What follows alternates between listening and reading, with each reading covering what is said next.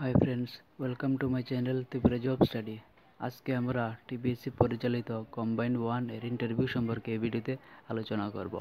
বিগত 12 এবং 13 ফেব্রুয়ারি কী কোশ্চেন করা হয়েছে তা নিয়ে আমরা এই ভিডিওতে আলোচনা করব এবং আমরা পরবর্তীতে কম্বাইন্ড 1 ইন্টারভিউ রিলেটেড আরও অনেক ভিডিও নিয়ে আসব। তো তোমরা আপডেটগুলি পেতে অবশ্যই চ্যানেলটিকে সাবস্ক্রাইব করে দিও। ভিডিওটি তোমাদের জন্য অনেক হেল্পফুল হবে। তো তোমরা ভিডিওটি অবশ্যই শুরু থেকে শেষ পর্যন্ত দেখো। তো চলো দেরি না করে আর ভিডিওটি শুরু করা যাক। সো ফ্রেন্ডস, আমরা ক্যান্ডিডেটসদের কাছ থেকে যে কোশ্চেনগুলি পেয়েছি তা আমরা এই ভিডিওতে ইনক্লুড করেছি। তো চলো এক এক করে কোশ্চেনগুলি অ্যানালাইজ করা যাক, কী কোশ্চেন তারা করেছে।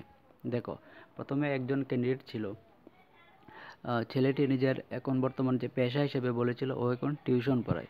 তো ওকে দেখো কীরকম কোশ্চেন করা হয়েছে। ওকে বলেছে যে তুমি কোন থেকে কোন ক্লাস পর্যন্ত পড়াও। তো ছেলেটি আনসার দিয়েছে 4 to 8।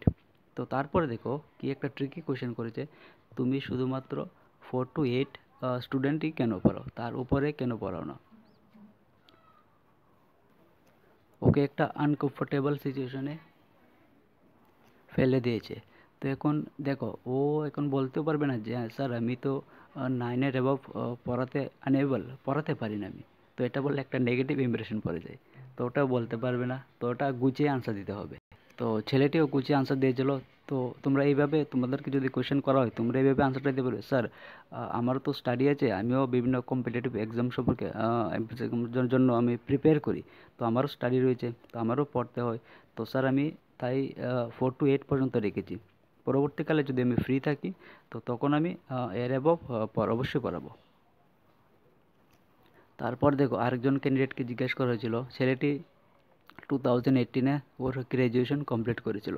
তারপর ওকে দেখো কী কোয়েশ্চেন করেছে, তো তুমি 2018 to 23 পর্যন্ত এই 4-5 বছর তুমি কী করছিলে। তো ছেলেটি আনসার দিয়েছিল যে স্যার আমি বিভিন্ন কম্পিটিটিভ এক্সাম এর জন্য প্রিপেয়ারিং করছিলাম। তো এই জন্য আমি এত টাইম লেগেছে। তো এখন তুমি কী করো। তো স্যার আমি এখন একটা শপে কাজ করি, তো একটা স্টোরেও এখন কাজ করে।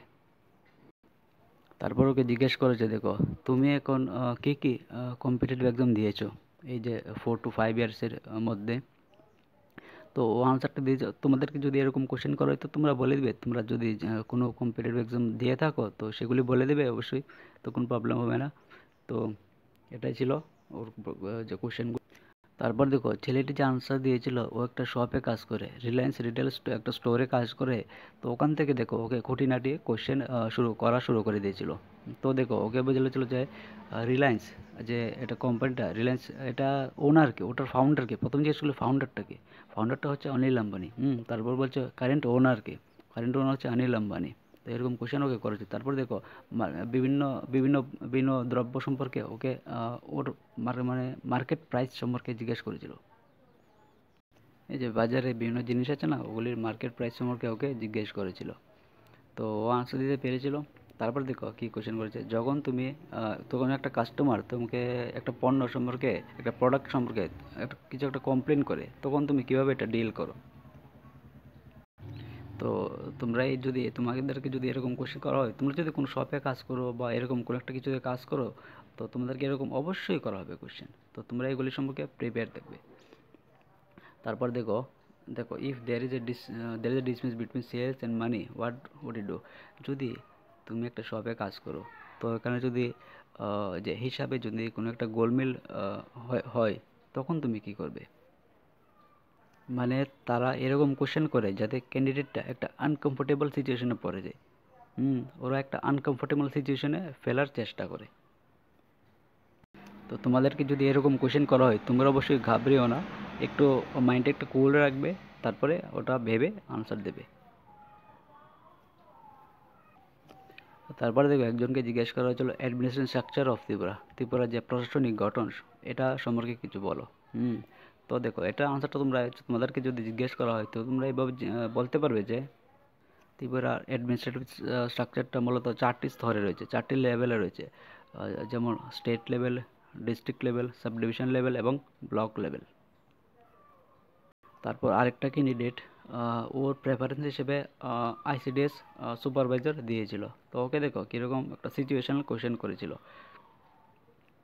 যদি একটি অঙ্গনওয়াড়ি ওয়ার্কার তার ডিউটিটা প্রপারলি না করে, তখন তুমি কী করবে? তো এরকম কোয়েশ্চেন তোমাদেরকেও করতে পারে। তোমরা এগুলি সম্পর্কে প্রিপেয়ার থাকবে, আগে থেকে আনসারগুলি প্রিপেয়ার করে রাখবে। তো দেখো, এটার আনসারটা তোমরা এইভাবে দিতে পারবে যে, যদি কোনো অঙ্গনওয়াড়ি ওয়ার্কার তার ডিউটি যদি ঠিকভাবে না করে, তো আমি প্রথমে ওনাকে ওয়ার্নিং দিব, যাতে উনি ডিউটিটা ঠিকভাবে করে। যদি তারপরও যদি উনি ঠিকভাবে না করে, তো আমি উপরে কমপ্লেন করব এডিপিওর কাছে। তো দেখো, তারপরে আরেকটা ক্যান্ডিডেট ওর প্রেফারেন্স হিসেবে দিয়েছিল পঞ্চায়েত এক্সিকিউটিভ অফিসার। ওকে কীরকম কোশ্চেন করা হচ্ছে দেখো। যদি কেউ তোমার কাজ করতে বাধা দেয়, তখন তুমি কীভাবে ওটা ডিল করবে, এরকম কোশ্চেন করেছে। আরেকজন ক্যান্ডিডেটকে দিয়েছিল, কোশ্চেন করেছিল, ও পঞ্চায়েত এক্সিকিউটিভ অফিসার সিলেক্ট করেছিল, পোস্ট প্রেফারেন্সে প্রথমে সিলেক্ট করেছিল। ওকে জিজ্ঞেস করা হয়েছিল যে, যদি তোমাকে কেউ ঘুষ দেওয়ার, ব্রাইব দেওয়ার চেষ্টা করে, তখন তুমি কিভাবে এটা ডিল করবে, কিভাবে ওটা সম্মুখীন হবে। তো তোমরা এগুলো আনসার সম্পর্কে অবশ্যই প্রিপেয়ার থাকবে। আনসারগুলো প্রিপেয়ার করে রাখবে আগে থেকেই, যাতে ইন্টারভিউ প্যানেলের সামনে গিয়ে আনসার দিতে কোনো প্রবলেম না হয়। তারপর দেখো, আরেকজন ক্যান্ডিডেটকে করা হয়েছিল, যদি তোমার পঞ্চায়েতে ডকুমেন্টস রিলেটেড বা ফান্ড রিলেটেড কোনো চুরি হয় বা ওটার মিসইউজ হয়, তো তুমি কিভাবে ওটা ডিল করবে, সিচুয়েশনটা ডিল করবে। তো প্রথমে দেখো, এটা আনসারটা তোমরা এইভাবে দেবে। প্রথমে আমি যে ফান্ড রিলেটেড জিনিসটা হয়েছিল, ওটার ইনভেস্টিগেশন করব। তারপর যদি কোনো অথরিটি, কোনো যে ওয়ার্কার, পঞ্চায়েতের মধ্যে কোনো যে কর্মী, যদি ওনার বিরুদ্ধে কোনো এগেনস্টে কিছু পেয়ে থাকি, তো আমি হায়ার অথরিটির কাছে ওনার কমপ্লেন করব। তারপর দেখো, একজনকে করেছিল, যদি মনে করো তোমার বড় একজন অফিসার তোমার উপর, তোমার সিনিয়র একটা রং কাজ করে, বা তোমাকেও রং করার জন্য অর্ডার দেয়, তখন তুমি কি করবে? তো এটার আনসারটা তোমরা এভাবে বলতে পারবে যে, স্যার, আমি যে হায়ার অথরিটি আছে, ওখানে ওনার কমপ্লেন করব। তোমরা আনসারটি নিজ মতো গুছিয়ে নিও। বুঝতে পেরেছো? আর একটা কথা, আমরা কম্বাইন্ড ওয়ান ইন্টারভিউ রিলেটেড এরকম আরও ভিডিও নিয়ে আসবো। তো তোমরা অবশ্যই আপডেট পেতে চ্যানেলটি সাবস্ক্রাইব করে দিও। তো দেখো, আরেকজনকে কারেন্ট অ্যাফেয়ার্স রিলেটেড একটা কোয়েশ্চেন করেছিল, যে তোমরা জানো বিগত কিছুদিন আগে ইন্ডিয়া এবং মালদ্বীপের মধ্যে যে যে একটা সম্পর্কে একটা টেন্স হয়েছে, একটা কনফ্লিক্ট দেখা দিয়েছে। তো এটা কেন হয়েছিল, এটার পিছনে কারণ কী ছিল? তারপর দেখো, আরেকটা কোয়েশ্চেন করেছিল যে, মালদ্বীপ এবং একদম লাক্ষাদ্বীপ কিসের দ্বারা আলাদা? এটা হচ্ছে, আনসারটা হবে 8 ডিগ্রি চ্যানেল। আরেকজনকে নেট করা হয়েছিল যে, what is the tagline of election commission for 2022 Lok Sabha election? Lok Sabha election 2024-এর জন্য ইলেকশন কমিশনের ট্যাগলাইনটা কী? ওটা বলতে বলা হয়েছিল। ওটার আনসারটা হবে, চুনাব কা পর্ব দেশ কা গর্ব, আই থিঙ্ক। তো তবুও তোমরা আনসারটা একটু দেখে নিও। তারপর বলেছিল, when is national voters day? জাতীয় ভোটার দিবস কবে? এটা তোমরা সবাই জানো, 25শে জানুয়ারি। তো দেখো, একটা রিসেন্ট নিউজ আমরা দেখতে পাচ্ছি বিগত দিন থেকে, ফার্মার্সরা প্রটেস্ট করছে। তো ওটার সম্পর্কে একজন ক্যান্ডিডেটকে জিজ্ঞেস করা হয়েছিল, তারা কেন প্রটেস্ট করছে, এটার পিছনে কারণ কী ছিল। তো দেখো, গভর্নমেন্টের কাছে তার কিছু ডিমান্ড ছিল, যে এমএসপি একটা প্রাইস নির্ধারণ করে দিতে। তো ওটার জন্য তারা প্রটেস্ট করছে। তারপর দেখো, আরেকটা কোশ্চেন ঘুরিয়ে বলেছে ওখান থেকে, এমএসপির ফুল ফর্ম। এটা তোমরা অবশ্যই জানো, আর যদি না জানো আমি বলে দিই। এটা হচ্ছে মিনিমাম সাপোর্ট প্রাইস। তারপর দেখো, কি কোয়েশ্চেন করা হচ্ছে, what is your point of view about protest সম্পর্কে তোমার কি ধারণা? এটা কি ভালো নাকি রং?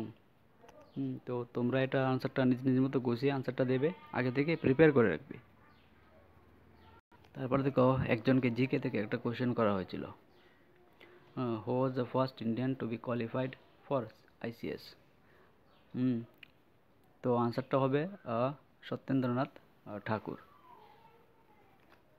তারপর দেখো আরেকটা কোশ্চেন করেছে সেম টপিক থেকেই, which year did he qualify? উনি কোন ইয়ারে কোয়ালিফাই করেছিলেন? এটা আনসারটা হবে 1863-তে। তারপরে দেখো হু ওয়াজ হি? তো উনি কে ছিলেন? উনি ছিলেন রবীন্দ্রনাথ ঠাকুরের বড় ভাই। তো যে ক্যান্ডিডেটকে কোয়েশ্চেনগুলি করা হয়েছিল, তো ও তিনোটা আনসারই ঠিকঠাক মতো দিয়ে দিয়েছিল। তারপর দেখো লাস্ট কোয়েশ্চেন করা হয়েছিল, if you do not get the job what would you do? যদি তুমি জবটা না পাও তখন তুমি কি করবে? এটার আনসার তোমরা এইভাবে দিতে পারবে যে স্যার যদি আমি জবটা না পাই তো আমি হার মানবো না, পরবর্তীকালে আরও কম্পিটিটিভ এক্সামের জন্য প্রিপেয়ার করব এবং আরও ভালো করে প্রিপেয়ার হয়ে এক্সাম দেব। সো ফ্রেন্ডস, এই ছিল কিছু কোয়েশ্চেন যা বিগত 12 এবং 13 ফেব্রুয়ারি করা হয়েছিল। তো আগামী দিনেও আমরা এরকম ভিডিও নিয়ে আসবো কম্বাইন্ড 1 ইন্টারভিউ রিলেটেড। তো তোমরা অবশ্যই চ্যানেলটি সাবস্ক্রাইব করে দিও। সবাইকে ধন্যবাদ, থ্যাংক ইউ।